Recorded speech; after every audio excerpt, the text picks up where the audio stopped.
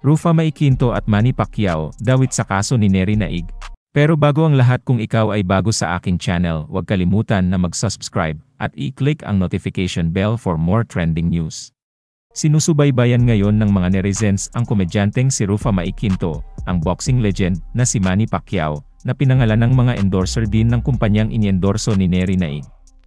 Matatandaan na si Nery ay nahaharap sa maraming kaso dahil sa umano'y paghiling sa mga tao na mamuhunan sa dermacare sa kabila ng walang permit na gawin ito.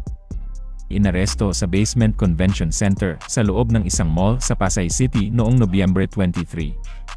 Alinsunod dito, si Nery ay nahaharap sa kasong estafa kaugnay ng Presidential Decree 1689. Ito ay nagpapataas ng parusa para sa estafa na committed ily, syndicate consisting of 5 or more persons formed with the intention of carrying out the unlawful or illegal act, transaction, enterprise or scheme. Gaya ng ipinahiwatig, naharap din siya sa 14 counts ng paglabag sa Section 28 ng Republic Act 8799 o ang Securities Regulation Code na nagsasabing, "No person shall engage in the business of buying or selling securities in the Philippines, as a broker or dealer, or act as a salesman, or an associated person of any broker or dealer unless registered as such with the Commission."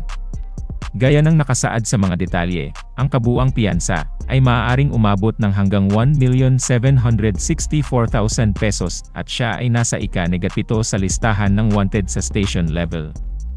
Isang manhunt operation ang isinagawa para arestuhin siya, pinununahan ng mga tauhan ng Substation 10 Pasay City Police sa pakikipag-ugnayan sa Warrant and Subpoena Section.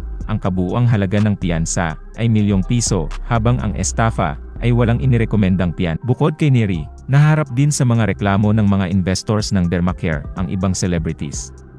Iniisip ng mga netizens na maaaring kasuhan din sina Rufa Mai at Manny dahil binansagan din sila bilang brand ambassadors ng brand. Maging ang talent manager at si Ogie Diaz ay napag-usapan din ang mga chismis. Ayon sa kanya, tulad ni Nery, endorser din ng dermacare si Rufa Mai. Si Manny naman ang nakalagay ay franchisee o brand ambassador noong 2022. Gayunpaman, maraming netizens ang nag-aalinlangan na si Manny ay susunod sa kapalaran ni Nery dahil sa kanyang impluwensya. Samantala, ilang netizens ang nagsabing direktang inalok sila ni Nery Naig na mag-invest sa isang defunct na kumpanya. Ibinahagi ng isang netizen sa kanyang threads na pinadalhan siya ni Nery ng mensahe na humihiling sa kanya na mag-invest ng 850,000 kapalit ng 7,000 monthly interest sa loob ng 10 taon. Inamin ng netizen na muntik na siyang makumbinsi na mag-invest dahil sa mabilis na return of investment. "Wala akong 850k na invest that time, but I was seriously considering yung 250,000 investment.